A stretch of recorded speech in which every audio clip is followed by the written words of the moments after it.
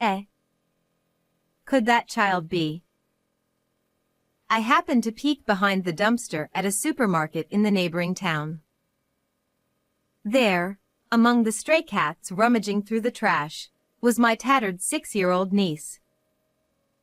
However, when I instinctively called out, she was startled and ran away. Panicking, I immediately contacted her mother, my sister-in-law. We had her funeral last month, remember? She said nonchalantly. But after learning the shocking truth, I decided to make my sister-in-law and her husband regret it for life. I am Carrie, 30 years old. Originally, I worked as a teacher, but now I am a full-time housewife. I live happily with my kind husband, who is the same age as me, and our adorable 2-year-old son. My husband Watson lost his parents before we met, and his only family left was his younger sister. He is a serious person, but his sister Brianna is quite the opposite.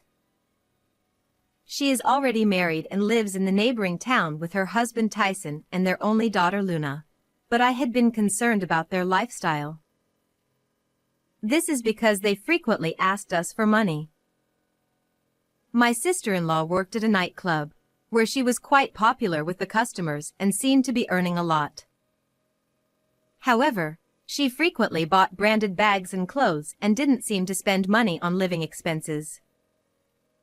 According to my husband, when their parents passed away, the inheritance was divided equally between the siblings, but Brianna had already squandered her share. As a result, she often came to ask my husband for money at the end of the month. Her husband also used to earn quite a bit working at a nightclub, but after getting married, he quit his job and now lives off her earnings, drinking and having fun. If they're short on money, Tyson should get a job too, don't you think? You are letting Tyson play around with the money you earn. Are you okay with that? We were worried about my sister-in-law, who came asking for money as if it were the most natural thing every month. As long as Tyson is happy, I am the happiest. Despite our concerns, Brianna, who was infatuated with Tyson, didn't listen. I was exasperated with her, but for my husband, his 8-year younger sister was his only living family and irreplaceable. Watson, although troubled, continued to give her small amounts of money from their parents' inheritance. I understand your concern for Brianna, and since it's coming from the inheritance Watson received, it's best if I don't interfere. The main reason we were financially supporting my sister-in-law and her husband was our desire not to let our 6-year-old niece Luna go hungry. However, I was very worried that someday the inheritance would run out, and it would become difficult to raise her. Luna was a quiet, well-behaved child, and I was concerned about how my sister-in-law and her husband treated her. These thoughts began to haunt me when our son was born. When my sister-in-law came to the hospital, she stared intently at the baby's face. A boy, huh? I wonder if he looks like Tyson. Thank you. Luna is very cute too. Her? No way. Girls aren't cute at all. I wish I had a boy. My sister-in-law complained openly, even in front of Luna. Can Luna hear this? Is this okay? I was worried that Luna might feel hurt. Moreover, one day, when my son had grown up and I had become capable of doing regular chores, I made a lot of side dishes and decided to visit Brianna's house. When I arrived and was about to ring the doorbell, I heard loud voices. Hey! Why isn't the laundry done yet? You're so slow. I am sorry. Peeking into the yard, I saw Luna carrying a large laundry basket, responding weakly. Brianna. What are you making a 6-year-old do? My sudden appearance startled the couple, but they quickly glared at me. She's practicing doing chores. This is our educational policy. An outsider has no right to interfere. Exactly. And how dare you come here without calling first? That's too rude. Wearing expensive branded clothes and looking well-groomed, they casually dismissed me. However, Luna was wearing dirty clothes and had unkempt hair. Though dissatisfied, I walked away, only to be approached by a neighbor. Apparently, while Brianna worked at night, Tyson was out drinking. As a result, Luna was often left alone at night.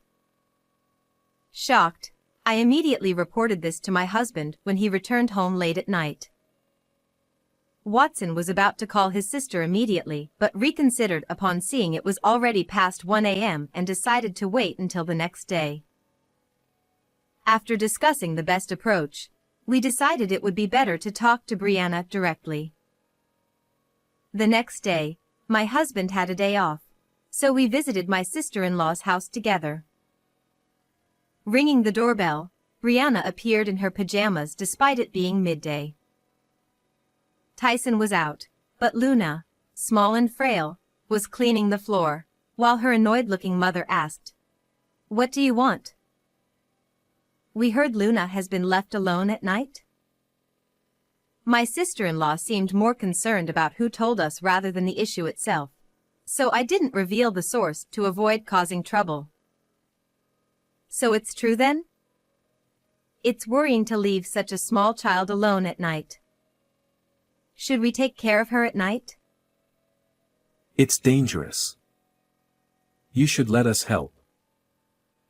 I'll think about it. Despite our persistent persuasion, Brianna only responded with a clearly annoyed expression, listening half-heartedly. We had no choice but to leave without a clear answer. Worried but unable to interfere too much in another household's affairs, we reluctantly kept an eye on the situation.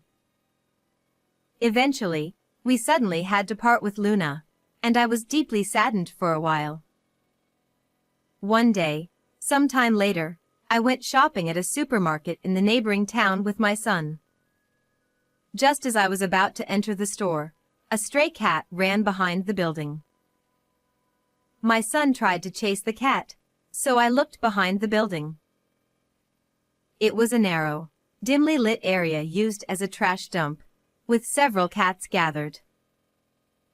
As we watched the cats, we heard a rustling sound from a garbage can at the back. What a big cat, I thought. But to my surprise, it was a child who peeked out, and upon closer look, she looked exactly like my niece in tattered, dirty clothes. "What? Luna?" Startled, I shouted, and the child ran in the opposite direction. It can't be Luna, but... What should I do? I'm worried. Holding my son, I immediately chased after her but lost sight of her. Unable to shake off my concern, I called my sister-in-law in a panic. "Hey! I just saw Luna near the supermarket by your house." "Huh? We had Luna's funeral last month, remember?" Haha. My sister-in-law laughed while talking about her child's supposed death.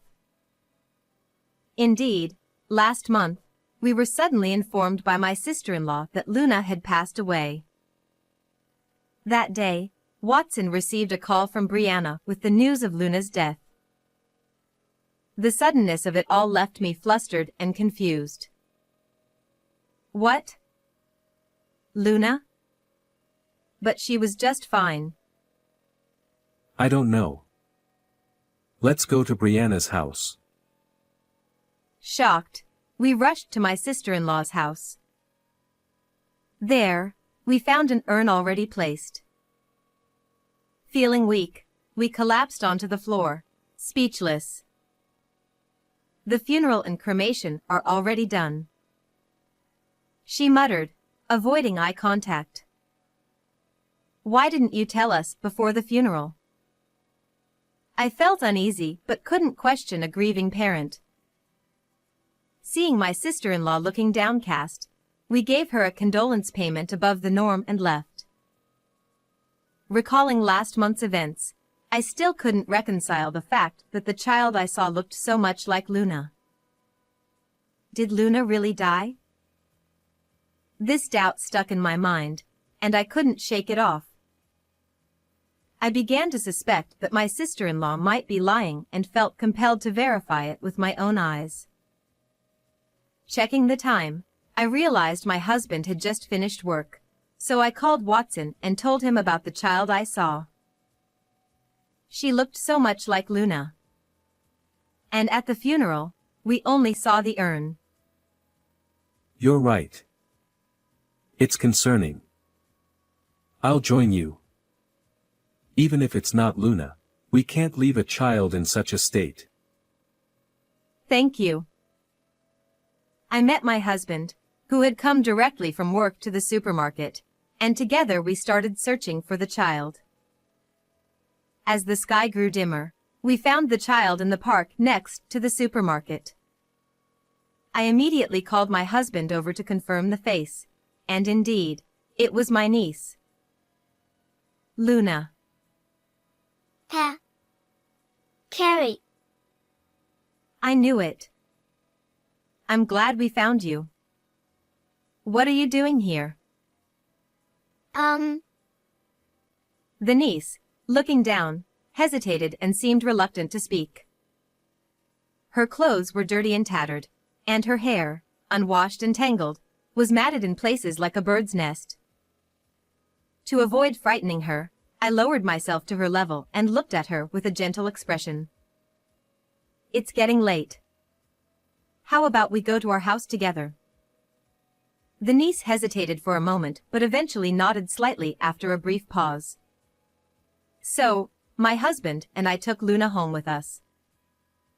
Upon arrival, we immediately put her in the bath. Not only was she dirty, but her body was also quite thin. Afterward, when we laid out a meal in front of her at the table, she began eating with tremendous speed. You must have been so hungry. How pitiful. I was reminded of the sight of her rummaging through the trash earlier, and my heart ached. Then, Luna's eyes welled up with large tears, and she stopped eating halfway through, beginning to sob with a choked voice. Luna, can you tell me what happened? My mom told me to go away. Huh? What do you mean? According to the niece, she had been kicked out by her aunt with the words, "Never show your face again.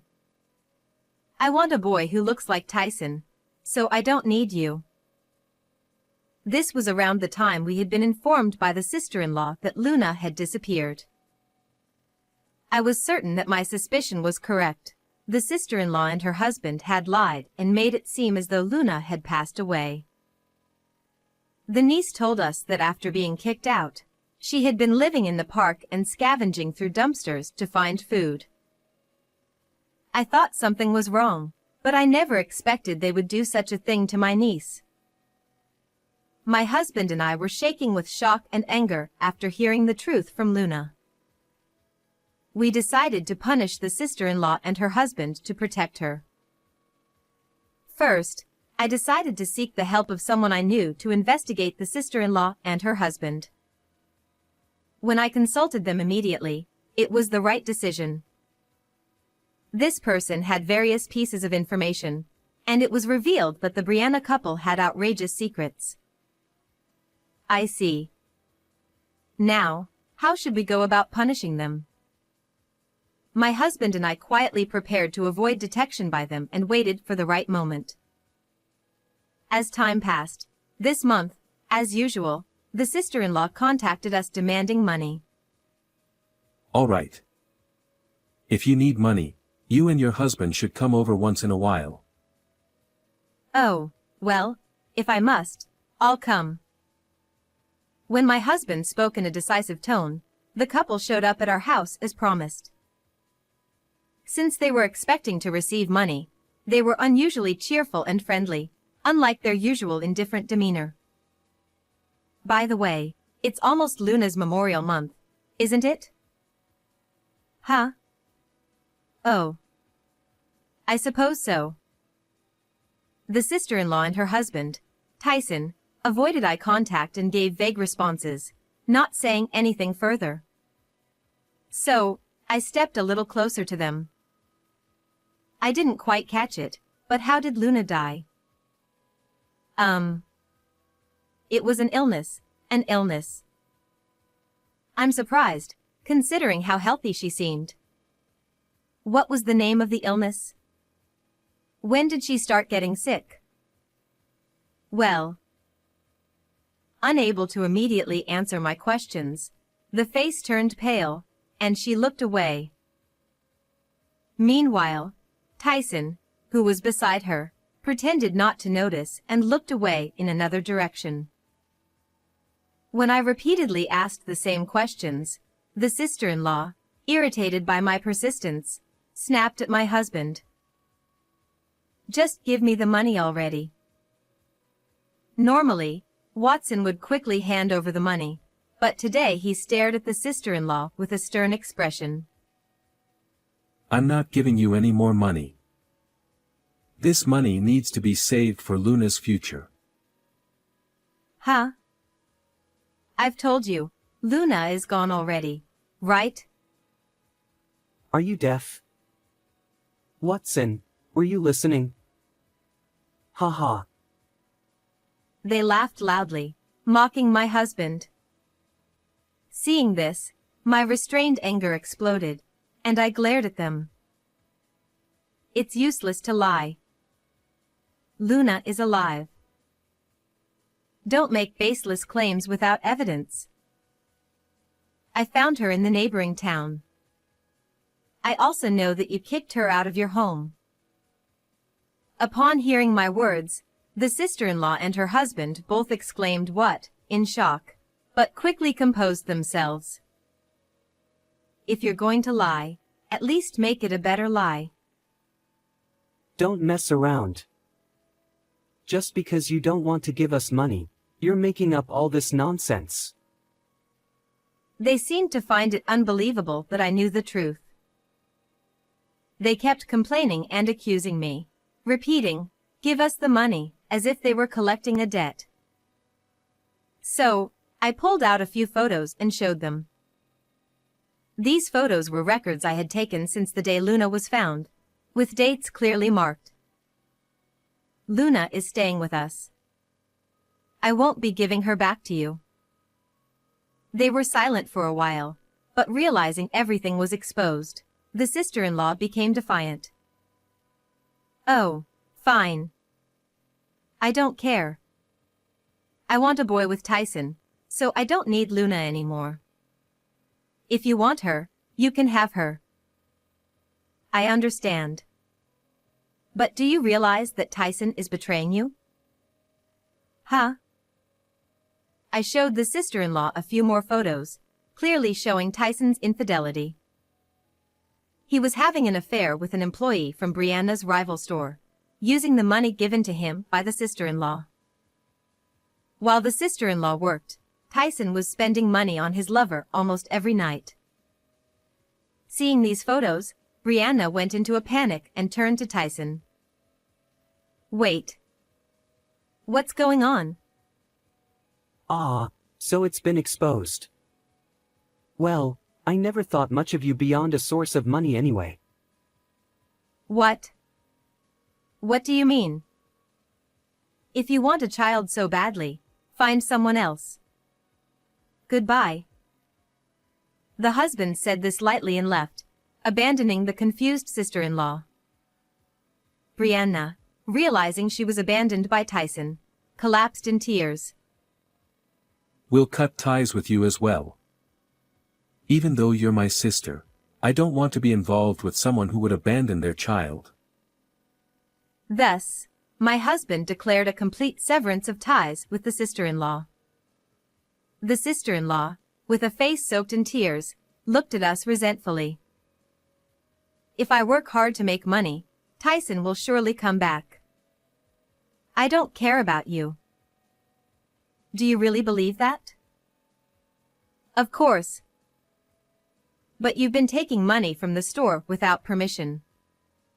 It seems that's been discovered. Despite her bravado, the face turned pale when she heard my words. I heard rumors from an acquaintance who works in the entertainment district. It's only a matter of time before you're kicked out of the store. In reality, the person I relied on was a former student from my teaching days. Though he had been a troublesome student disliked by the entire school, I had faced him directly when I was a rookie teacher. Gradually, he opened up, graduated successfully, and now runs his own business. Since he occasionally contacts me, I have visited his store several times and built a good relationship. When I consulted this former student who now runs a bar, he gathered concerning rumors about the sister-in-law and her husband from surrounding businesses. Upon hearing this, the sister-in-law changed her attitude completely and clung to my husband, trembling. What's going to happen to me? It's fine if you're just kicked out of the store, but you might be sued. Oh, that would be terrible. Do something. My husband looked at Brianna coldly and pushed her away, but she tightly grasped Watson's arm. Luna will be lonely without me. Let me stay here with her. Despite having abandoned her daughter, she now claims her daughter needs her when it's inconvenient for her. How can you say such selfish things? I'm astonished. At that moment, the front door opened, and my niece, holding hands with my son, came in. I had asked them to play in the garden to avoid them overhearing the conversation, but they had returned. Seeing Luna, the sister-in-law cried out in distress. Luna wants to stay with Mommy. Please ask her to. I'm not lonely without Mom. After all, she has always neglected me. So, it's okay. Let's say goodbye now. The niece looked straight at her mother and spoke clearly. Upon hearing these words, the sister-in-law was left speechless. You have neglected your child all this time, and now you use her to your advantage only when it suits you. You're completely wrong if you think the child will always seek you out. With a cold tone, I told the sister-in-law, and she collapsed into tears on the spot. She was dragged out of our house by my husband, who said, "That's how it is." Later, the sister-in-law was questioned by her workplace and admitted to embezzling store funds, amounting to $50,000, with Tyson as the mastermind. Both Brianna and Tyson were caught and had to atone for their crimes. Moreover, the sister-in-law was required to repay the money to her workplace, so her future will be challenging. As for Luna, she officially became our adopted child, and we shower her with the same affection as our own son. Next year, Luna will start elementary school. Seeing her happily going to school, we want to continue to nurture her with love. How was this story? Please also subscribe to the channel. See you in the next video.